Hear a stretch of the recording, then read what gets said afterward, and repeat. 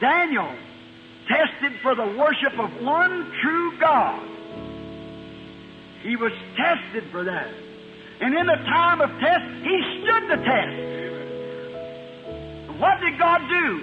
After it looked like the chips down for him, as we would say. And they didn't know what to do. They was going to feed him to the lions. But Daniel stayed true to the test, and there's one true God. Amen. And he possessed the gate of his enemies. God closed the mouth of the lions.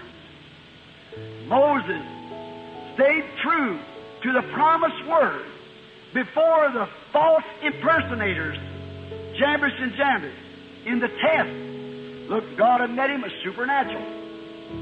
Told him to go do these things, show these signs, and each sign would have a voice. Moses went right down this as true as he knows. He threw down the sticks and it turned into a serpent. You know what happened? Here come the impersonators and done the same thing. Now Moses didn't throw up his hand and say, well, I guess it's all wrong. He stayed there and waited on God. He stayed true. No matter how many impersonators there was, he stayed true. And when he stayed true to his commission to bring those people out of that place, when the water gate got in his way, God let him possess it, and he opened the gate by the pillar of fire that was leading him and took the people on to the promised land. Joshua, another great leader, only two out of went to the promised land, Joshua and Caleb. They came to a place called Kadesh, which was the center of the world at that time, insomuch that that was a judgment seat. And they sent out 12 spies to look at the land.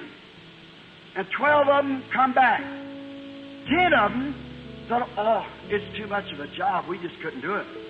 Well, then people, we look like grasshoppers to the side of them. But what did Joshua do? He stilled the people. He said, wait a minute. We're more than able to take it.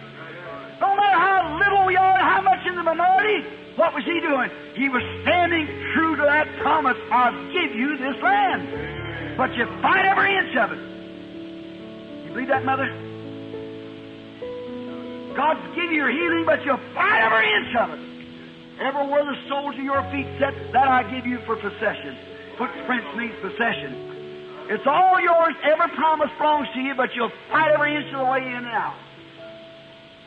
Now, Joshua knew what God said. He was the seed of Abraham. He said, I believe that God give us the land and we're more than able to take it. And because he stood the test against the whole group of Israelites, all the tribes and all the people mourned and cried, Joshua said, keep still. God made the promise. No matter how big you are and what the opposition is and what the doctor said, God give the promise. It's up to God to do it. What did he do?